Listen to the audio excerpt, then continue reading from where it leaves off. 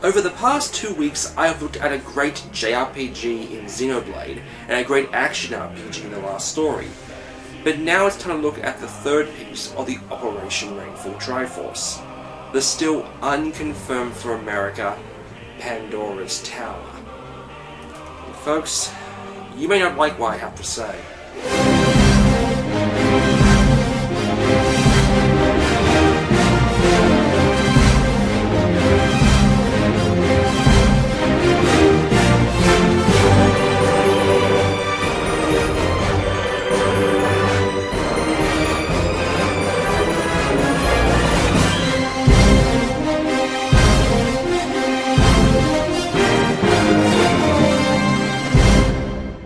To answer my questions from the last time, this girl's name is Elenia, and she's been chosen to sing at the Harvest Festival of the Kingdom of Illyria. However, during the festival she is hit by a tragic curse that will turn her into a ferocious beast. With the help of her friend Aaron and a travelling merchant Mavda, she is led to an observatory overlooking the 13 towers of the Scar. Using the Okolos chain, Aaron heads to the towers by the way of giant chains holding up the towers to rescue Elena from the curse, the only way possible, by eating demon flesh extracted from your enemies by the chain. Problem is, Elena is a firm believer of the Irish religion, which strictly forbids meat, which makes Elena reluctant to do so, but in the end gives in due to the alternative outcome. Gameplay has Aaron traversing the towers using a fixed camera angle similar to Luigi's Mansion. However, unlike Xenoblade in the last story, I would recommend using the Wiimote nunchuck, as it offers better controls due to the chain using the pointer on screen. The goal of each tower is to destroy the chains connecting each tower's boss before killing them and taking out their master flesh to cure Elena from the curse. And that's the biggest problem I have with this game. You have to do it 13 times. Over the past 2 weeks, I've made comparisons to the Rainfall games with other games, like how Xenoblade's better than Final Fantasy XIII, or The Last Story is better than Mass Effect.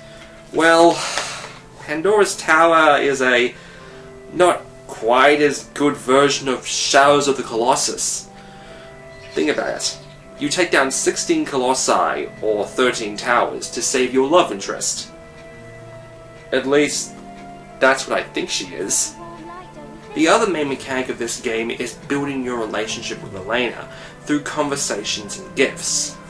I feel reluctant to do so though, as the dubbing of this game is really mediocre. Here, I'll show it to you. This is a cutscene in both Japanese and the English audio.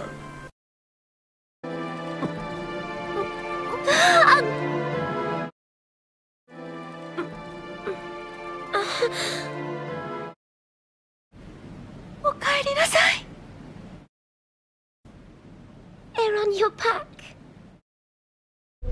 食べるって何? You want me to eat this? Elena's voice actor doesn't know how to emote. I would say the same thing about our monotone hero Aaron, but the damn guy speaks so little anyway, it's not even worth complaining about. The only thing that saves this game is Mavda, and the, thing on her back. What's worse about the whole Elena relationship thing is that the ending of the game is based solely on her feelings for you. Controls are fairly basic. The A button controls the sword and the B button unleashes the chain. It can get a bit frustrating retracting the chain with the minus button, especially in the heat of battle, and jumping does feel a bit off. But you also have to manually pick up every item using the C button, mainly cause you only have a certain amount of slots to carry items with. Sure, some games like Resident Evil have done this before, but let's face it, using the C button for things like this has always been annoying. The Okolos chain has many functions. There's the standard grab and pull, the hurl, the ability to chain two enemies together and deliver double the pain, helping you climb, and most importantly, holding down the C button to charge up the chain to deliver more pain, as well as opening certain doors. On the graphics side of things, it's just plain average. Every single tower looks the same, and what's worse is that Elenia's curse is continually getting stronger to the fact we have a time limit. And if you don't return time, Elenia turns into the beast permanently. So you may find yourself having to run back to feed her beast flesh to ward off the curse. A time limit may be good for some, but to me, I just found it really stressful and annoying. To put it simply, compared to Last Story and Xenoblade, Pandora's Tower is quite mediocre. It was definitely a leap of faith for its developer Gambarion, who's only made One Piece games. And while it isn't a bad game, it makes me ask the question, was this really the best choice for the third Operation Rainfall game?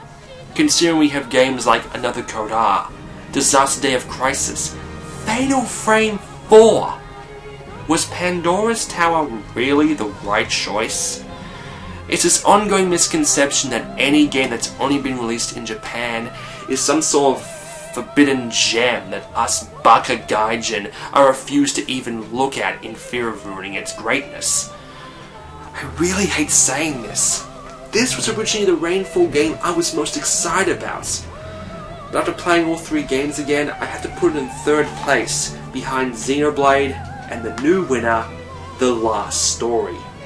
To make it clear, Pandora's Tower isn't a bad game, but compared to its Rainfall brethren, it's definitely the weakest of the bunch. And the fact that Last Story and Xenoblade have both been confirmed from North America and this game's been left in the dark may not actually surprise me. But who knows, maybe we'll see an announcement at E3. Speaking of which, I'll go get prepared.